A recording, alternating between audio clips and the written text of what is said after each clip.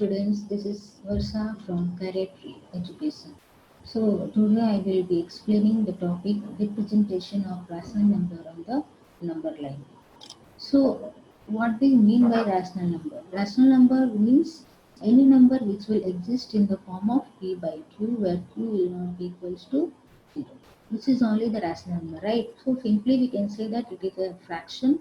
Okay, it is a fraction in which the denominator will not be equals to 0. Okay, so first I will just take proper fraction because fraction is of two types, proper fraction and improper fraction. So first I will explain how to represent any proper fraction on the number line. So suppose I have taken one example 3 by 4 and it is a proper fraction. Now if you have to represent this on the number line, how will you represent it? First of all, the first step is to find two whole numbers. To find two whole numbers, or you can say you have to find two numbers within which this fraction would lie. So if you will observe, every proper fraction will lie between 0 and 1.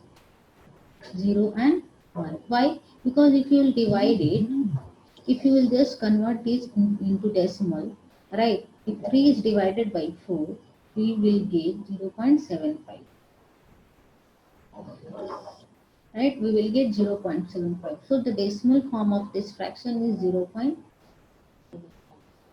We can see that the decimal expression is 0.75, which means that this proper fraction, this 3 by 4, will lie between 0 and 1. So what we have to do next is just mark here 0.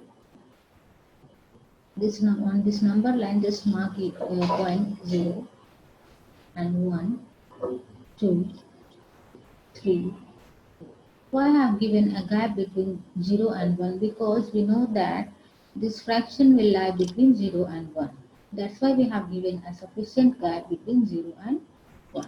Now the next step is you have to divide this gap, this interval, into how many parts? What is the denominator in this proper fraction? 4. So you have to divide this gap into 4 parts. Whatever the denominator of the fraction will be, in that much part you have to divide the gap. So if you will divide this gap into four parts, 1, 2, 3 and 4. So what will be the name of the first part? It would be 1 by 4, 2 by 4, this 3 by 4, and this part will be 4 by 4, which is equals to 1. Right? That's why I have written here 1. So now you have to represent 3 by 4. So where is 3 by 4? This. So our 3 by 4 is here. So this will be our representation of 3 by 4 on the number line. Okay. So one more example I have taken 4 by 7. So for this also it will lie between 0 and 1. So again we will mark 0 and 1 on the number line. Then 2, 3, 4 and so on. Now again I have given a sufficient gap between 4 and 7. Now we will divide it into how many parts? What is the denominator of the proper fraction? 7. So we will divide it into 7 parts. 1, 2, 3, 4, 5, 6. 1, 2, 3, 4, 5, 6, 7. What is the name of the parts? 1 by 7, 2 by 7, 3 by 7, 4 by 7, 5 by 7, 6 by 7 and 7 by 7, which is 1. Right? Now we have to represent 4 by 7. Where is 4 by 7? This is the 4 by 7. So this is the representation of 4 by 7 on the number line. So this was all about the representation of a proper fraction on the number line. Mainly you have to divide the gap into that much part. How will we know how many parts we have to divide? That we will know from the denominator. Now the next topic is how to represent an improper fraction on the number line. So suppose I have taken 20 by 7 and you have to represent it on the number line. So first of all, what we have to do? We have to change this improper fraction into mixed fraction. So I'm just changing it into mixed fraction. So what will be the mixed fraction? 7, 2, 6. So 2 2 6 by 7. This will be our mixed fraction. Okay, so we can write it as 2 plus 6 by 7. Right, it means that this fraction will lie between 2 and 3. 2 and 3. Now we have to represent 0, 1, 2. Since this fraction is lying between 2 and 3, so we will give a sufficient gap between 2 and 3. Then we will continue 4, 5. Okay. Now after this, we have to divide this gap into how many parts? What is the denominator? 7. So in 7 parts. 1, 2, 3, 4, 5, 6, 7. 1, 2, 3, 4, 5, 6, 7 part. What is the name of the parts? Which is very important to name it. What will be the name of this part? This will be 2 plus 1 by 7. This will be 2 plus 2 by 7. In the same way, this would be 2 plus 3 by 7.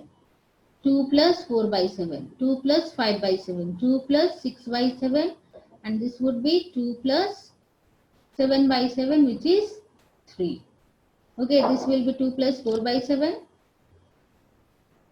and this would be 2 plus 5 by 7, right? So in this way, we can mark the points. Now we have to represent 2 plus 6 by 7.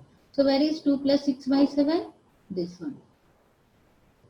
So this will be the representation of 20 by 7 on the number line. In the same way, if you have to represent 5 by 3, first just convert it into mixed fraction.